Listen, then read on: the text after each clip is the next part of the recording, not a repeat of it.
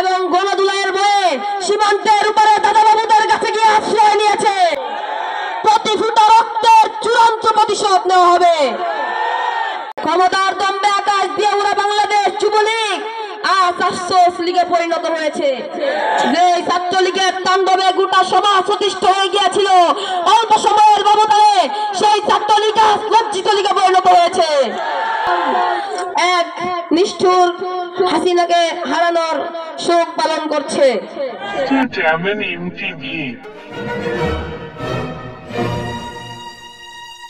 সম্মানিত সভাপতি, প্রধান মেহমান, সুদক্ষ পরিচালক ও বাংলার বিভিন্ন অঞ্চল থেকে আগত আমার প্রাণপ্রিয় মুসলিম ভাইরা, সকলকে জানাই আমার পক্ষ থেকে আন্তরিক মোবারকবাদ।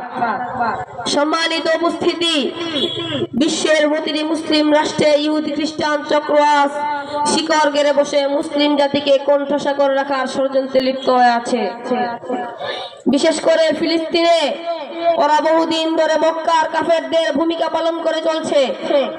ইতিহাস পর্যালোচনা করুন আর নিজের বিবেকের কাছে প্রশ্ন করুন, আজ থেকে প্রায় 1500 বছর পূর্বে কেন মক্কার বাসিন্দাদের মক্কা ছেড়ে মদিনায় চলে যেতে হয়েছিল?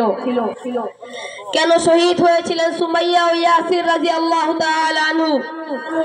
কেন রক্ত ঝরেছিল আম্মার, বিলাল, খাব্বাব ও ইবনে মাসউদ রাদিয়াল্লাহু তাআলা আনহুদের? কেন মুসলমানদের আবিসিনিয়া হিজরত করলো? কেন উটের পচা নারী বুড়ি চাপিয়ে দেওয়া হয়েছিল মহানবীর দেহ মুবারকের উপর? কেন তাকে বারবার হত্যার ষড়যন্ত্র করা হয়েছিল? কেন হিজরতের সময় বহু সাহাবী ধন সম্পদ মক্কাবাসী কেড়ে রেখে দিয়েছিল? একইভাবে আজ প্রায় 1500 বছর পরে এসে নিজ চোখে ফিলিস্তিনিদের উপর নির্মম অত্যাচারের বাস্তবতা দেখুন আর নিজের বিবেকের কাছে প্রশ্ন করুন, বিগত 80 বছর ধরে কেন ফিলিস্তিনের বাসিন্দাদেরকে নিজ দেশে পরবাসী করে রাখা হয়েছে? কেন প্রতিনিয়ত হত্যা করা হচ্ছে হাজার হাজার নিরপরাধ মুসলিম নর নারীকে? কেন জন্মের পরপরই ফেলে ফেলা হচ্ছে শত শত মুসলিম নিষ্পাপ শিশুদেরকে? কেন ফিলিস্তিনিরা কোনো অপরাধ না করেও ইসরায়েলের কারাগারে বন্দী থাকতে হয়? কেন পশ্চিম তীরে ইহুদি বসতি নির্মাণ করা হয়? কেন ফিলিস্তিনের মুক্ত গাজা আজও অবরুদ্ধ করে রাখা হয়? সংগ্রামী সাথী ও বন্ধুগণ, স্বাধীনতার পর থেকে দেশের জনগণ অনেক স্বৈরাচারের উত্থান দেখেছে, আবার পতনও দেখেছে। অনেক রাজনৈতিক নেতার দাপট দেখেছে, আবার ধ্বংস দেখেছে। মনে রাখবেন, নিজ কর্মের প্রায়শ্চিত্ত ভোগ করার সময় যখন এসে যায় তখন নমরুদি পাওয়ার কোনো কাজে আসে না। পতন যখন ঘনিয়ে আসে তখন ফেরাউনি হুঙ্কার কারো ক্ষমতার মস্তক রক্ষা করতে পারে না। 1971 সালের পর থেকে এদেশের মুসলমানদের শরীর থেকে অনেক রক্ত ঝরেছে। বিভিন্ন ইস্যুতে সময়ে সময়ে দেশের মুসলমানেরা অনেক রক্ত দিয়ে ফেলেছে। আর রক্ত দেওয়া হবে না, এবার বদলা নেওয়া হবে। আর ছাড় দেওয়া হবে না। এই পর্যন্ত আমাদের উপর যে জুলুম নির্যাতন করা হয়েছে, একটা একটা করে তার হিসাব নেওয়া হবে। প্রতি ফোঁটা রক্তের চূড়ান্ত প্রতিশোধ নেওয়া হবে। সংগ্রামী সাথী ও বন্ধুগণ, এদেশের জনগণ ও মদিবাসীরা এখন এক নিষ্ঠুর হাসিনাকে হারানোর শোক পালন করছে। নিজ দেশের জনগণের কাছে ধিক্কৃত হওয়ার ভয়ে এবং গণদুলাইয়ের ভয়ে সীমান্তের উপরে দাদাবাবুদের কাছে গিয়ে আশ্রয় নিয়েছে।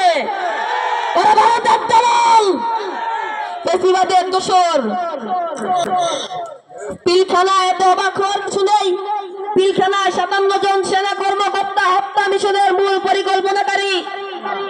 শাপলা চত্বরে হাজার হাজার আলেম ওলামার রক্ত খেকো একজন স্বৈরাচারী লেডি হিটলারের নির্মম পতনে যারা মায়া কান্না করে, ওরা হযরত ইব্রাহিম আলাইহিস সালামের যুগে জন্মালেও পাপিষ্ঠ নমরুদের নির্মম পতনে ওরা মায়া কান্না করত। সাম্প্রদায়িক সময়ে ছাত্র জনতা এতগুলো তাজা প্রাণ হারানোর চেয়ে একটি কুখ্যাত আয়না করেন নিষ্ঠুর কারিগর গদি হারানোর চেয়ে যাদের অনেক বেশি মায়া কান্না করে, ওরা যদি হযরত মুসা আলাইহিস সালামের যুগে জন্মালেও ফেরাউনের নির্মম পতনে ওরা মায়া কান্না করত এবং সুখ প্রকাশ করত। তাই 90 বছরের পুরানো দল বাংলাদেশ আওয়ামী লীগ আজ হতাশা লীগে পরিণত হয়েছে। ছাত্রলীগ আজ সারা দেশের জনগণ ও ছাত্র সমাজের কাছে ওরা নিষিদ্ধ লীগে পরিচিতি পেয়েছে।